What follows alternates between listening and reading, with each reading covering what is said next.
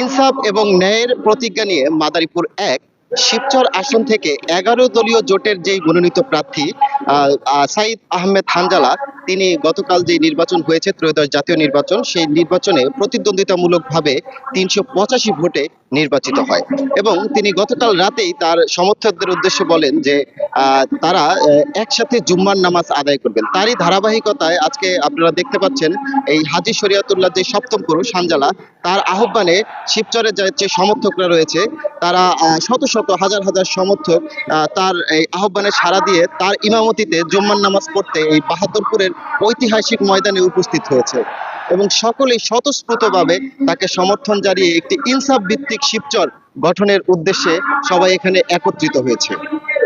যদি আমি সেই টাকাগুলো গ্রহণ করতাম, আমি যদি সেই টাকাগুলো গ্রহণ করতাম, আমি সেই টাকা গ্রহণ করলে আজ আল্লাহ নির্বাচিত করেছে, সেই টাকা যদি আমার পকেটে ঢুকতো তাহলে সেই টাকা গ্রহণ করার পরে ইনসাফের রাজনীতি আমার পক্ষে সম্ভব ছিল না।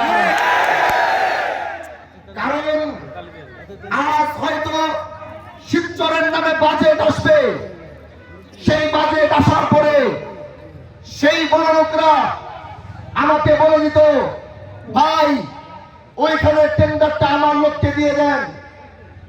অশিক্ষিত ছেলেরা যারা কষ্ট করে পড়াশোনা করেছে তারা আজ সমাজে ভালো জায়গায় চাকরি পায় না। কারণ চাকরি না পাওয়ার কারণ হচ্ছে সেখানে নানা খালু দাদাদের কারণে, মামা খালুদের কারণে যোগ্য ব্যক্তিরা যোগ্য জায়গায় যেতে পারে না। আর যদি আমি সেই টাকাগুলো গ্রহণ করতাম তাহলে তারা আমার কাছে ২০-২৫ জন, ৩০ জন, ৪০ জন পাঠিয়ে বলতো, ভাই এরা আমার লোক, এদেরকে চাকরি দিয়ে দেন। তার মানে আমার পক্ষে ইনসাফ প্রতিষ্ঠিত করা সম্ভব ছিল না। কিন্তু আমি হানজালা বাহাদুরপুরের ময়দান থেকে বলতে পারবো, আমি কারো থেকে একটা টাকা গ্রহণ করি নাই। ইনশাআল্লাহ আগামী যে শিবচর থেকে গোটা বাংলাদেশে ইনসাফ প্রতিষ্ঠিত হবে।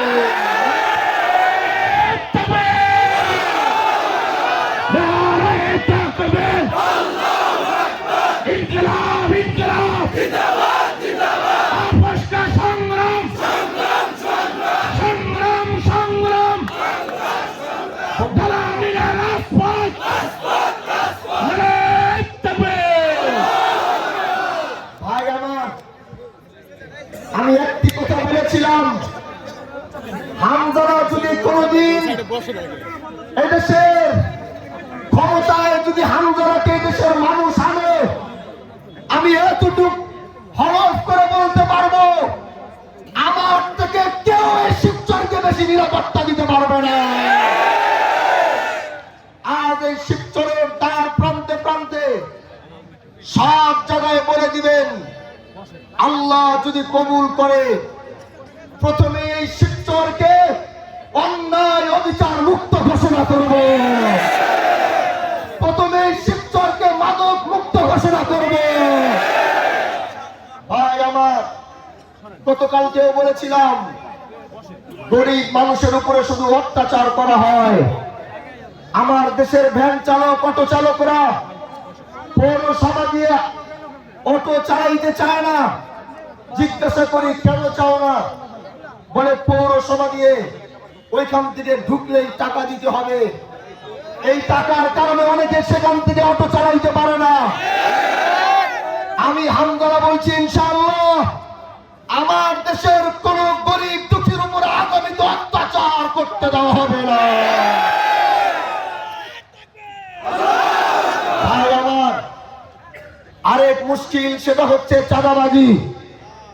চাঁদাবাজির কারণে আজ সবাই কষ্টে আছে, ব্যবসায়ীরা কষ্টে আছে, হিন্দু ভাইরা কষ্টে আছে। এতদিন মানুষ মুখ ফুটে কথা বলতে পারে নাই। হামজালাকে যারা ভোট দিয়েছে, অতিরিক্ত সেখানে বোমা ভোট ছিল, কারণ তারা আধিপত্যের রাজনীতির কারণে প্রকাশ্যে হামজালার কাছে আসতে পারে না।